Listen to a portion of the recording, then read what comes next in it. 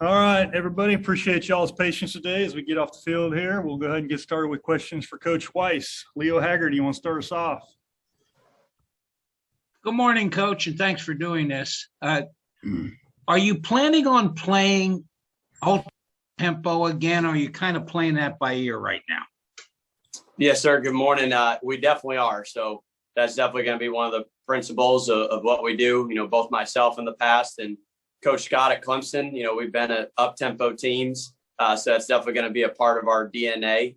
And obviously there's times where you need to, slow it down and control the tempo. There's other times where it's advantageous to continue to go up-tempo. So it's a little bit of a game-by-game situation, a little bit feel of the game of how things are going and all that. So, we've got the ability to use different tempos to go faster, slower, whatever it may be. But we definitely are going to be an up-tempo offense and get things rolling with that.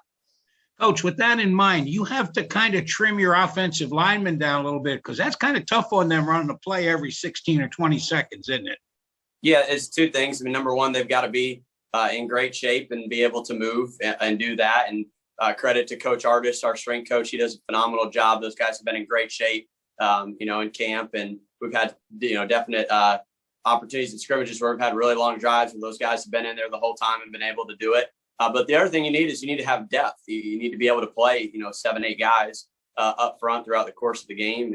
And Coach Mo, our offensive line coach, does a great job of knowing how to rotate those guys to keep everybody fresh. And you just don't want to play, 5 guys for, 80, 90 plays is what we strive for. It's hard to do that. So we got to be able to build depth across the board. Joey Johnston. Coach Weis, we saw the video of Sean Atkins and Isaiah Cromartie getting awarded their full scholarships. What was that moment like to see in real time for you? Yeah, both of those guys are, number one, that they're great players, but they're great people. They're awesome for the locker room, just great kids who deserve it so much. I was lucky from my vantage point. I was kind of standing in the back, and I did have a little bit of a heads up of it. So I was making sure to watch Sean. The second that Coach Scott told him, that they were on scholarship, I just got to see his face, kind of his jaw drop to the floor. Man, it just warms the heart. You feel great when you see somebody. I work with Sean a good bit, and Crow does a great job too. But just for me, seeing Sean and knowing all the hard work he does, and he's had to work his way up the depth chart and earn his way and do that. He's had a great fall camp, great spring ball. He's a guy that we can count on. Just to see him rewarded for that was pretty amazing. And what is the story behind Sean Atkins? How did he emerge, and how did he get to where he is? And again, like you said, he seems like a guy that every time you see him, he's catching the ball and making a play. Yeah, when I first got here, he's a little underwhelming looking as you go out onto the field. But we had one day of spring ball, so I don't remember too much from that. But last season in fall camp, we'd get to one-on-ones every day, and I just see him making plays and, beating good players and getting open and seeing some of the things that he can do. And his route running ability was extremely impressive. And so I started asking some people who had been around here, like, hey, who's this guy? And kind of just been like, yeah, man, he tears it up when he's been on the scout team. He's a great player. And so he just kept watching him grow. And throughout the season, he got in the game at Houston last year and did a great job.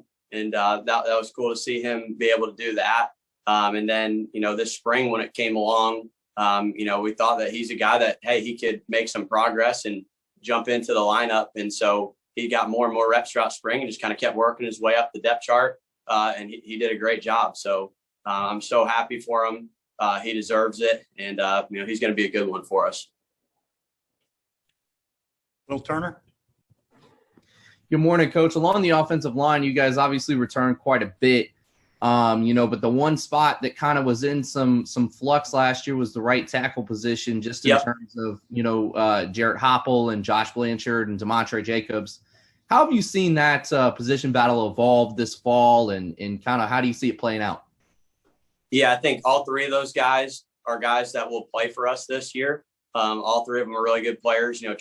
Trey's had a great fall camp. He's done a really, really good job. He's an extremely impressive individual. The things that he can do athletically and pass protection and run blocking. He's physical. He's a very dominant player. So it's been really good to see him kind of take that leap in fall camp and doing a great job.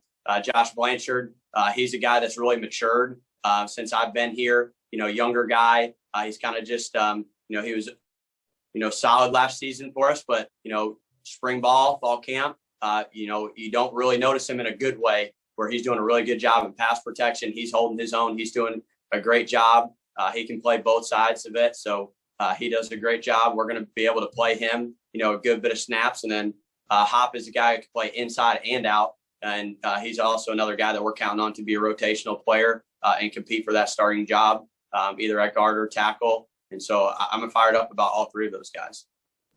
And you mentioned, you want to be able to build depth.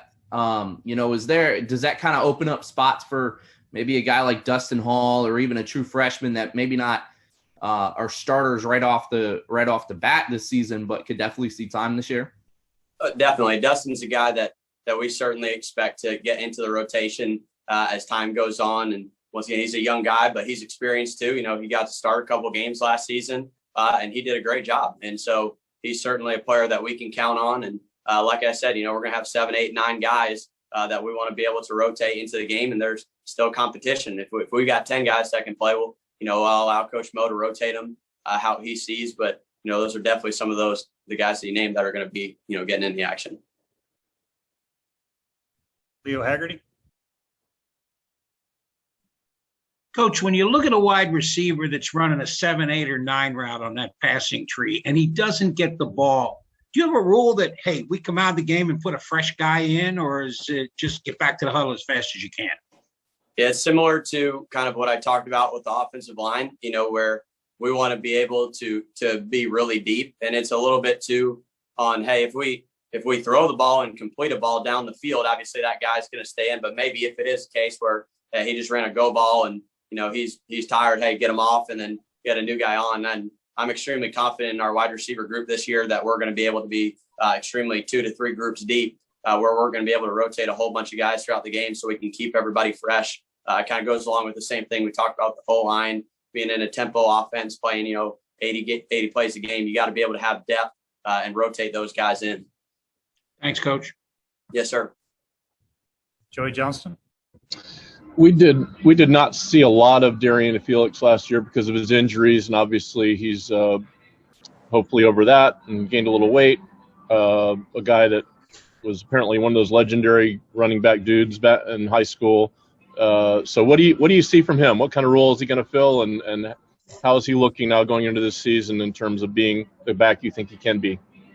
Yeah, just last year was a little unfortunate for him. Obviously missing time with injuries and things like that. Didn't really get him back towards the last game of the year. And so it's been good to have him in fall camp and spring ball. And he's really been that guy we thought he would be when he first got here. He's done a really good job with his body getting in shape with Coach Artis over the summer and throughout fall camp. He's been great. He's doing a great job. He had a great scrimmage on this past one. He's great in pass protection. He can run routes. He can play. He obviously can run inside, outside zone, counter and power. He's really a do-it-all guy, extremely talented, extremely intelligent, knows the game, and just getting him all these reps in spring and fall camp have shown that he's definitely ready to go this year. I mean, we have a guy that's a breakaway back. Maybe sometimes you look for, things he's not great at, but he seems to be good in pass protection. He seems like he can catch the ball. Does he have everything needed? He just needs to stay healthy? Yeah, I think so. I think he's an extremely well-rounded back. There's not a play I would call, or without worry about with him in the game. I think he can handle it all. Obviously he's just got to, continue to do a great job, continue to learn and keep getting better every single day. But, he's been great. Thank you. Any questions for Coach Weis today? All right. Thank you, Coach. Appreciate it. Thank you, guys. Yeah, absolutely. Stay safe.